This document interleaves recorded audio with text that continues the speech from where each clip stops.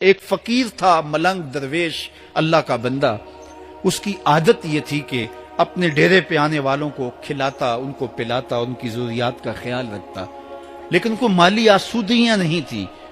ہوتا یہ تھا کہ بعض اوقات لوگ آتے تو ادھار لے کر کے وہ لوگوں کو کھلا دیتا. خیر، چونکہ فقیر کا مزاج یہ ہوتا ہے کہ لوگ آئیں اس کے ڈیرے سے کھائیں. بابا بلے شاہ نے بھی کہا تھا نا، اٹ کھڑک کے دکڑ بجے تتا ہووے چلہ، آن فقیر کھا کھا جاون راضی ہووے بلا. یہ فقیروں کا مزاج ہے. تو جو بھی آتا اس کے ڈیرے سے کھاتا اور وہ ادھار اٹھا اٹھا کے لوگوں کی ضروریات کو پورا کرتے رہتے. وقت آخر آ گیا، جن لوگوں نے ادھار دیا تھا وہ سارے تقاضا کرنے آ گئے. اب بابا جی کو کیا فکر لاحق ہے کہ یہ میرے مہمان اور میں ان کو کچھ پیش کرنے کی صلاحیت نہیں رکھتا.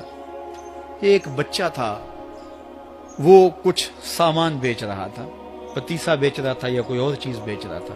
اس نے گلی سے گزرتے ہوئے آواز لگائی، خادم کو کہے سے بلا کے لاؤ. کہا تم بیچ رہے ہو تو میرے مہمانوں کو کھلا دو. بچہ بڑا خوش ہوا کہ میں سارا دن گلیوں میں گھوم کے یہ پتیسا بیچنا تھا، اب یہ ایک جگہ ہی سارا فروخت ہو گیا تو یہ تو موج لگ گئی، میں جلدی گھر چلا جاؤں گا، میری ماں خوش ہوگی. تو سارا ان مہمانوں کو کھلا دیا گیا. اور اس کے بعد کہا بابا جی پیسے؟ کہا تم بیٹھ جاؤ، جب ان کو ملیں گے تو تجھے بھی مل جائیں گے. وہ بیٹھ گیا، 2 4 10 منٹ بیٹھا تو بچہ تھا پھر کھڑا ہو گیا، بابا جی پیسے؟ کہا جب ان کو ملیں گے تو تجھے بھی مل جائیں گے. پھر آدھا گھنٹہ گزرا تو پھر اس نے کہا بابا جی پیسے؟ میری ماں میرا انتظار کر رہی ہے، ہمارے گھر کا چولہا اسی سے جلتا ہے، میں یہ پیسے لے کر جاؤں گا اور میری ماں کوئی ہنڈیا خریدے گی اور ہم شام کا گھر کا کوئی سلسلہ کریں گے. کہا بیٹا جب ان کو ملے گا تو تجھے بھی مل جائے گا. بچے نے رونا شروع کر دیا.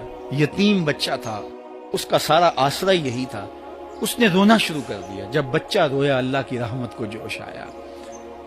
کوئی مرید نذرانہ لے کے ان بزرگوں کے پاس آ گیا اور اشرفیوں کی بھری ہوئی تھیلی پیش کی.